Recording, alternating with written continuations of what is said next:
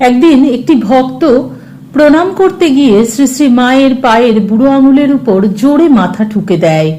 শ্রী শ্রী মা ব্যথা পেয়ে উহ করে ওঠেন। যারা কাছাকাছি ছিল তারা লোকটিকে জিজ্ঞাসা করলেন, এ কি করলে? ভক্তটি জবাব দিল, মায়ের পায়ে মাথা ঠুকে ব্যথা রেখে দিলাম। যতদিন এই ব্যথা থাকবে ততদিন মা আমাকে স্মরণ করবেন।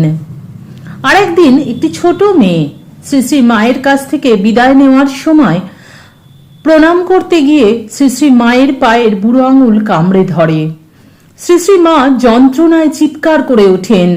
মেয়েটি বলে সে শ্রী শ্রী মায়ের পায়ের বুড়ো আঙুল কামড়ে দিয়েছিল যাতে শ্রী শ্রী মা তাকে মনে রাখেন। শ্রী শ্রী মায়ের উপর ভক্তের অত্যাচার ছিল এমনই।